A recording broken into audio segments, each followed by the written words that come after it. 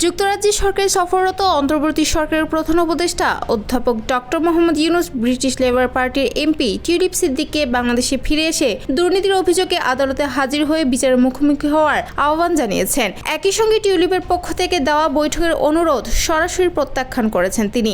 কি পরিমাণে একটা দেশকে সর্বদিকে ধ্বংস করা যায়, এমনকি মানুষের একেবারে সামান্যতম যে মানবিক অধিকার সেটুকু থেকে বঞ্চিত করে রেখে দেওয়া হয়েছে। টেলিভিশন চ্যানেল ITV নিউজকে দেওয়া এক সাক্ষাৎকারে ডক্টর ইউনূস বলেন, যে কোনো ধরনের অভিযোগ রাজনৈতিক সংলাপের মাধ্যমে নয়, আইনানুগভাবে আদালতেই মোকাবিলা করা উচিত। তিনি আরো বলেন, যদি তার বিরুদ্ধে অভিযোগ থাকে তাহলে বিচারের মুখোমুখি হওয়ার জন্য তার আদালতে উপস্থিত হওয়া উচিত।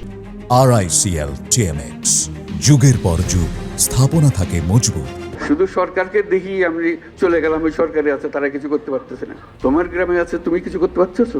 সাক্ষাৎকারে ডক্টর ইউনূস আরো বলেন, আমি টিউলিপের সঙ্গে কথা বলিনি, আমি এটিকে একটি আইনি প্রক্রিয়া হিসেবে নিয়েছি এবং এটি আইনিভাবেই হওয়া উচিত। এখানে আমার জড়িত হওয়া উচিত নয়। দুর্নীতি দমন কমিশন অভিযোগ করেছে টিউলিপ সিদ্দিক তার খালার সাবেক প্রধানমন্ত্রী শেখ হাসিনার কাছ থেকে অবৈধভাবে জমি গ্রহণ করেছেন। এরই প্রেক্ষাপটে নানা গুঞ্জন উঠতে শুরু করলে টিউলিপ পদত্যাগ করেন।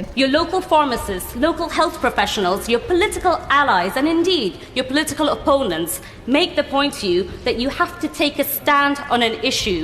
I feel this is the right course of action. গত বছর বাংলাদেশের ছাত্র জনতার গণঅভ্যুত্থানের মাধ্যমে শেখ হাসিনা ক্ষমতা হারান। এরপরই টিউলিপের বিরুদ্ধে অভিযোগ আসে তিনি শেখ হাসিনার কাছ থেকে অবৈধভাবে জমি গ্রহণ করেছেন। তবে এসব অভিযোগ সরাসরি অস্বীকার করেছেন টিউলিপ সিদ্দিক। এটি বাংলাদেশি কর্তৃপক্ষের রাজনৈতিকভাবে উদ্দেশ্য প্রণোদিত অপপ্রচার।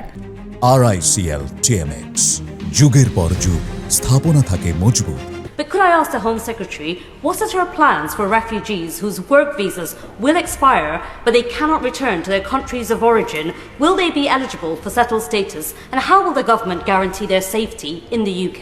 এই ঘটনার পরিপ্রেক্ষিতে প্রধান উপদেষ্টা ইউনূসের যুক্তরাজ্য সফরের আগে পাঠানো এক চিঠিতে তিনি তার সঙ্গে দেখা করার আগ্রহ প্রকাশ করেন, যাতে তিনি ঢাকার দুর্নীতি দমন কমিশনের দ্বারা সৃষ্ট ভুল বোঝাবুঝি দূর করতে সহায়তা করতে পারেন। ডক্টর ইউনূসের অনীহায় হতাশা প্রকাশ করে টিউলিপ এক বিবৃতিতে বলেন, ইউনূস তার সঙ্গে সাক্ষাতে অনীহা দেখিয়ে রাজনৈতিকভাবে উদ্দেশ্য প্রণোদিত ভুল তথ্য প্রচারের পথে অনাকাঙ্ক্ষিতভাবে ইন্ধন জুগিয়েছেন। With our international allies about putting collective pressure on the Israeli government about allowing free-flowing aid into Gaza for those who need it most and who are in this situation through no fault of their own.